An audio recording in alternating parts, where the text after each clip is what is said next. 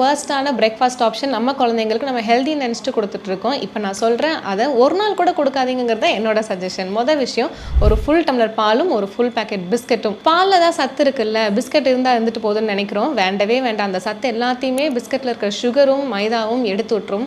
So அது ஒரு காம்பினேஷனாக விற்காதீங்க. அதுக்கு பதிலாக ஒரு ஃபுல் டம்ளர் பாலும் அதில் கொஞ்சம் மஞ்சத்தூள், பெப்பர், கரும்பு சக்கரை போட்டு கொடுத்துட்டு ஒரு 2 வாழைப்பழம் இல்லைன்னா ஒரு வாழைப்பழம் நம்ம பிரேக்ஃபாஸ்ட்டாக கொடுத்து அனுப்பலாம். ரெண்டாவது வந்துட்டு சப்பாத்தி ஜாம். நான் சொன்ன மாதிரி ஜாமை வீட்டிலே வச்சுக்காதீங்கன்னு சொல்லியிருந்தேன். சப்பாத்திக்கு வந்துட்டு ஜாம் போட்டு தட்டுறதுக்கு பதிலாக அதே டைம் தான் ஒரு 2 நிமிஷம் ஒரு 3 முட்டை போட்டு புர்ஜி பண்ணிட்டு சப்பாத்தி முட்டை நல்லா உள்ள வச்சு கொடுங்க. அது ஒரு சூப்பரான ஆப்ஷனாக இருக்கும், ஹெல்த்தியாகவும் இருக்கும். பிரெட் பட்டர் ஜாம், இதுவும் ரொம்ப வேர்ஸ்டான ஒரு காம்பினேஷன். அதுக்கு பதிலாக நீங்கள் நார்மல் பிரெட்டை யூஸ் பண்ணிட்டு ஒரு பிரெட் ஆம்லேட்டாக போட்டு நடுவில் ஒரு வெள்ளரிக்காய், தக்காளி, கார்ன், சும்மா ஒரு ஆனியன் இந்த மாதிரி வச்சு ஒரு சாண்ட்விச்சாக கொடுத்தீங்கன்னா ரொம்பவே ஒரு ஹெல்தி ஆப்ஷனாக இருக்கும். ஸோ நான் சொன்ன இந்த 3 காம்பினேஷனும் ஒரு நாள் கூட கொடுக்காம இந்த 3 காம்பினேஷன் நீங்கள் கண்டிப்பாக ட்ரை பண்ணுங்க.